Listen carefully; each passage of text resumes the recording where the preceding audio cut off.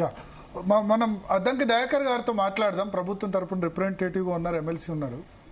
దయాకర్ గారు నమస్తే. నమస్తే నమస్తే నమస్తే. ఇప్పుడు మా Zee Telugu news police awards లోనే ముఖ్యమంత్రి రాష్ట్ర ఫైనాన్షియల్ సిచ్యువేషన్ ను యాజ్ టీజ్ గా వివరించారు. నేను దాన్ని అప్రిషియేట్ చేస్తా.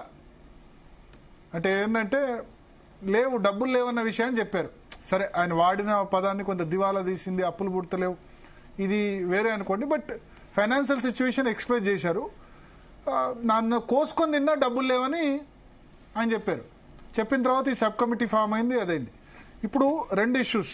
ఉద్యోగులకి డిఏల విషయంలో తెలంగాణ రాష్ట్ర ప్రభుత్వం తప్ప మరే రాష్ట్ర ప్రభుత్వం కూడా ఇన్ని డిఏలు పెండింగ్లో లేవు, ఒకటి. రెండవది పదవి విరమణ పెంపు వయస్సు. ఎట్లా ఈ రెండింటిని ఎట్లా అడ్రస్ చేయబోతున్నారు? ప్లస్ ఉద్యోగుల రిటైర్మెంట్ బకాయిలు. ఇప్పుడు ఇవన్నీ కూడా ఈ మూడు మేజర్ గా ఆర్థిక అంశాలు. ఈ మూడిటికి వాళ్ళు చాలా పెద్ద ఎత్తున డిమాండ్స్ లిస్ట్ ఉన్నా కూడా ఈ మేజర్ గా ఈ మూడు, ఇంకొకటి పిఆర్సీ ఉంటది. పిఆర్సీ నాకు తెలిసి ఇంకా 2-3 ఏళ్ల వరకు 2 years అయింది.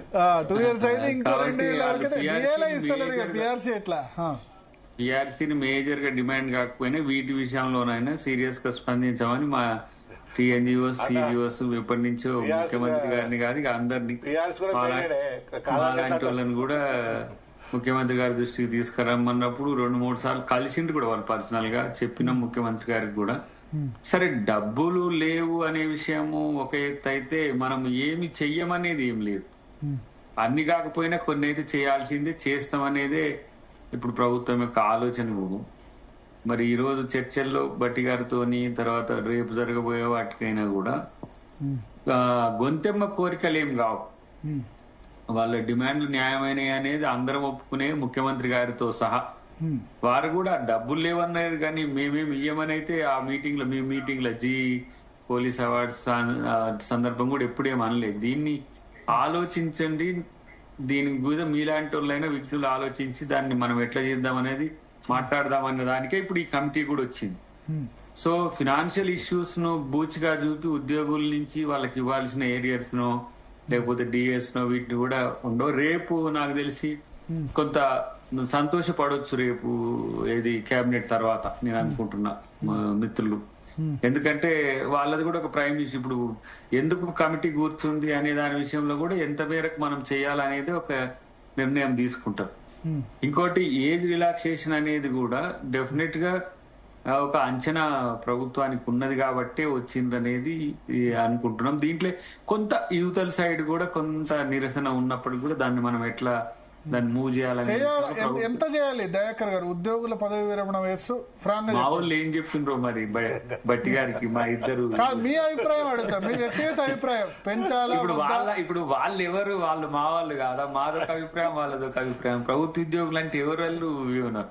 ఇంకా వేరే అంటే దయాకర్ ఇప్పుడు ఇద్దరిని బ్యాలెన్స్ చేయాల్సిన అవసరం ఉంది. ఉద్యోగులక ఇప్పుడు డబ్బులు ఇచ్చే పరిస్థితి లేదు. ఫ్రాంక్ గా చెప్పాలంటే సంవత్సరానికి 8-9 వేల కోట్లు ఇచ్చే పరిస్థితి ఫైనాన్షియల్ సిచ్యువేషన్ ఇవాళకి ఇవాళ లేదు. అందువల్లే 5 పెండింగ్ డీలు అయినాయి కదా.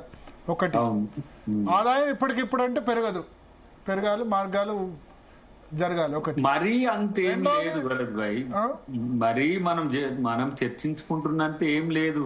ఏది ఆదాయం ఏంటంటే బార్గెనింగ్ కొరకు అనేది. బార్గెనింగ్ కూడా ఏంటి, కొంత ఇటు తగ్గిస్తే కొంత అటు. ఇప్పుడు మనం ఒక 52,000 ఉద్యోగాలు వేసినాం కొత్తవి, మళ్ళీ ఒక 30,000కు నోటిఫికేషన్ చేసినాం కాబట్టి బ్యాలెన్స్ చేయడం. ఇప్పుడు నిరుద్యోగ యువత అంటే ఇప్పుడు ఉద్యోగాలు వేయకపోతే గిన్నేస్తేనే ఒక పిల్లగాడు ఫోన్ చేసి అన్న ఈ మీరేసినాయి కావన్నా, ఈ కేసీఆర్ వేసినాయి అన్న అంటారు. ఓరి ఇది ఎక్కడిది రా బాబు, మరి కేసీఆర్ వేస్తే లీక్లు అయినాయి ఏమన్నీ అయినాయి కదా అని అంటే ఇక ఎట్లయినా కేసీఆర్ వేసిన వాటికి మీరు పోస్టింగ్లు ఇచ్చారు కదా.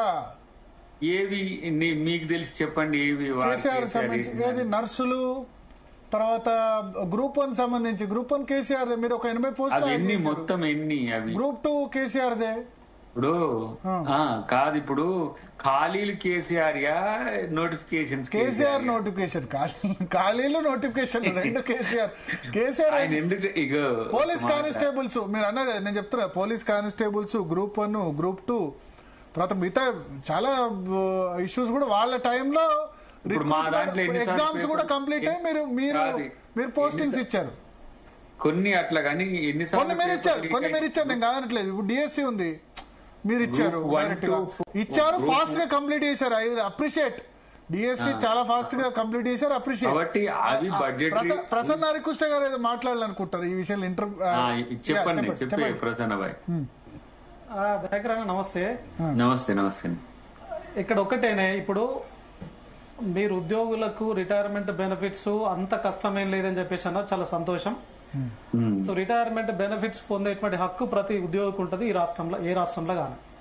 అయితే ద సేమ్ టైం ఈ పెంపు అంటే పదవి విరమణ పెంపు ఏదైతే ఉందో అది ఎట్టి పరిస్థితి లోపల ఈ ప్రభుత్వం నుంచి ఏ తెలంగాణ సమాజం, ఏ వ్యక్తి ఎక్స్పెక్ట్ చేయట్లేదన్న. ఈవెన్ ఏ ఉద్యోగి కూడా గత ప్రభుత్వంలో 3 సంవత్సరాలు పెంచినప్పుడు కానీ ఇప్పుడు మీరు ఏదైతే ఒక కాన్సెప్ట్ బయటకు వచ్చింది మళ్ళీ పెంచుతున్నాం అని చెప్పేసి, అది ఎట్టి పరిస్థితుల్లో ఏ ఉద్యోగి కోరుకోడు, ఏ నిరుద్యోగి కోరుకోడు.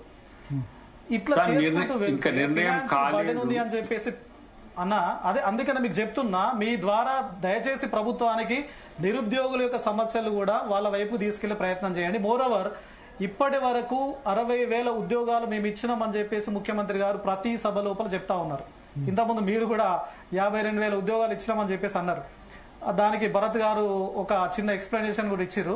అయితే ఈ ప్రభుత్వం వచ్చిన తర్వాత ఇచ్చినటువంటి ఉద్యోగాలు కేవలం 11,000 మాత్రమే. అంటే గత ప్రభుత్వం 5,100 డిఎస్సి వేకెన్సీస్ ఇస్తే దానిపైన తీవ్ర స్థాయి లోపల ప్రతి జిల్లా లోపల ధర్నాలు, రాస్తారోకోలు జరిగినాయి.